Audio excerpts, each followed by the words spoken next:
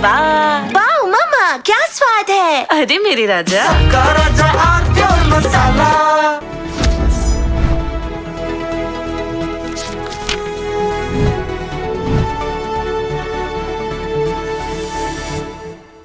नमस्कार।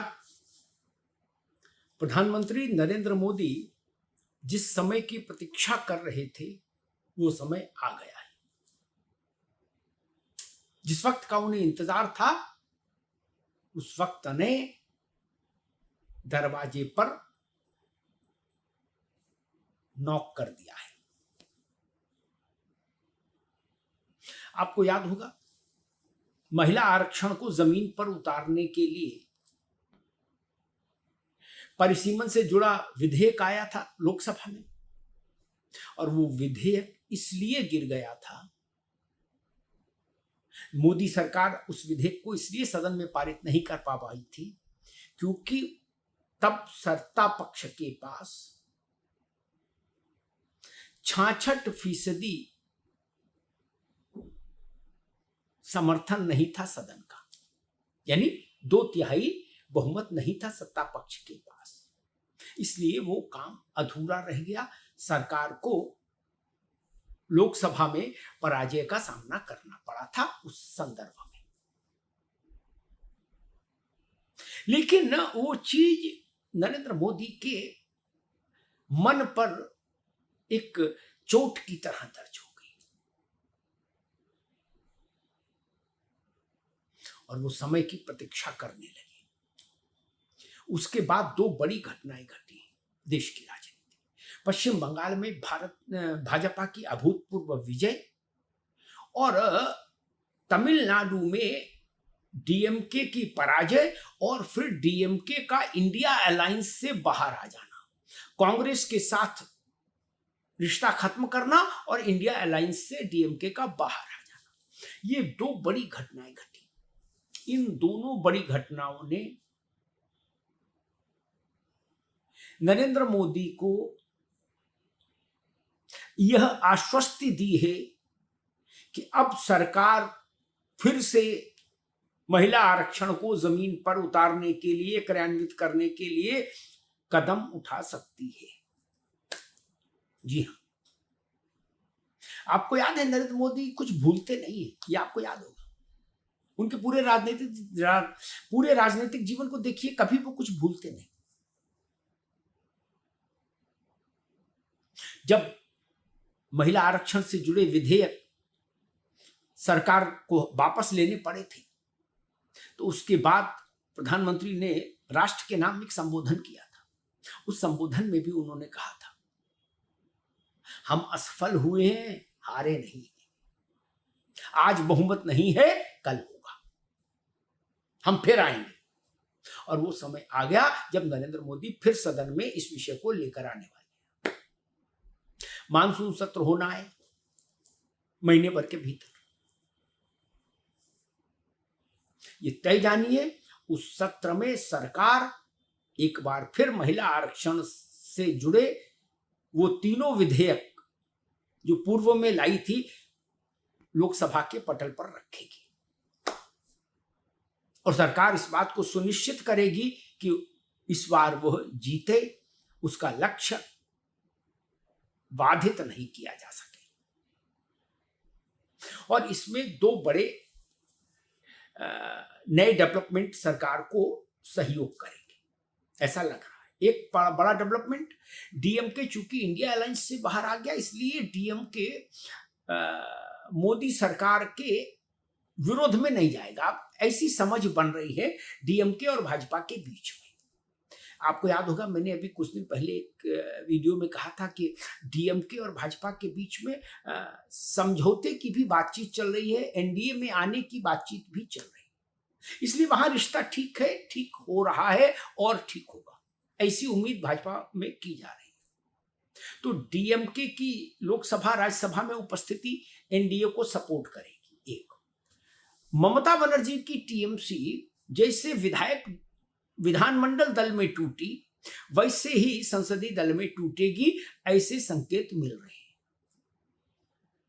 ममता जी के जो पार्टी के एमपी हैं, लोकसभा के सदस्य हैं, उनमें 2-1 को छोड़ दीजिए, शेष सभी बहुत शीघ्र एक नया ग्रुप बनाकर, एक नया दल बनाकर स्पीकर ओम बिरला के यहाँ एक चिट्ठी दे आएंगे, ठीक वैसी ही चिट्ठी जैसी विधानमंडल दल में दी गई, विधानसभा में दी गई कलकत्ता के। यानी वह समूह लोकसभा में भाजपा के लिए अनुकूल होगा, मुद्दों पर आधारित समर्थन दे देगा, रहेगा अलग, एनडीए में नहीं आएगा, लेकिन मुद्दों पर आधारित समर्थन हो जाएगा। और महिला आरक्षण का जब विषय आएगा तो संकेत यही है कि ममता बनर्जी के सांसद महिला आरक्षण के विषय को का समर्थन करेंगे लोकसभा। तो डीएमके और टीएमसी इन दोनों की शक्ति संख्या के आधार पर नरेंद्र मोदी इस बार स्ट्राइक करेंगे लोकसभा में, और सरकार के पॉलिटिकल मैनेजर्स को भरोसा है कि इस बार लक्ष्य हासिल कर लिया जाएगा।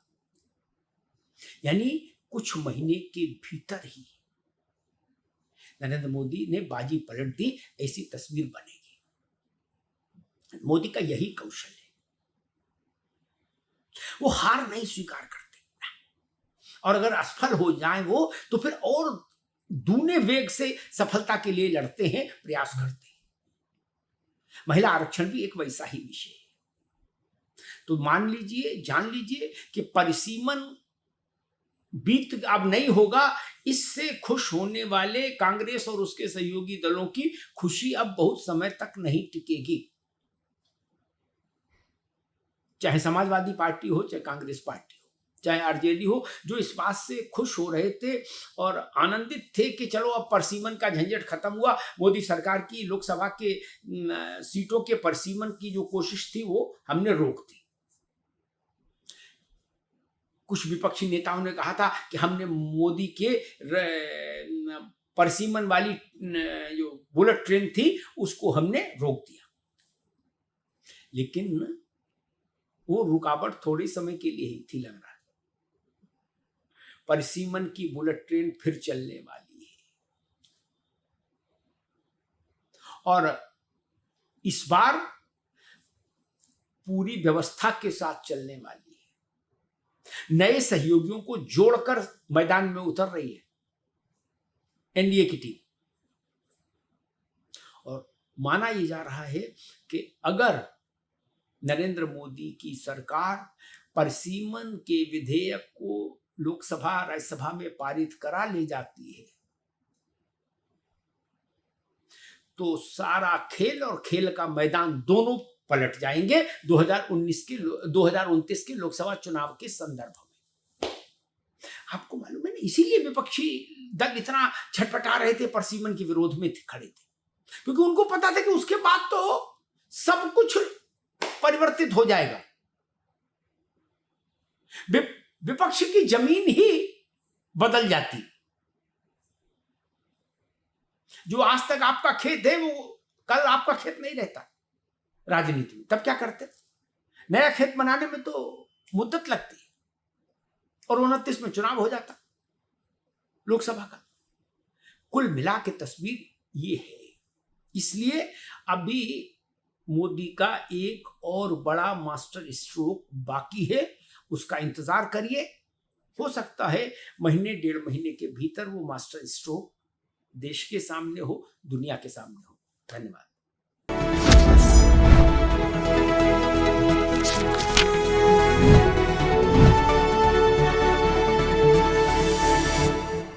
कुछ तो सस्ता लो, सब बढ़िया लो, इसमें क्या खास बात है? थोड़े में ज्यादा स्वाद, यही तो है इसकी खास बात। मसाला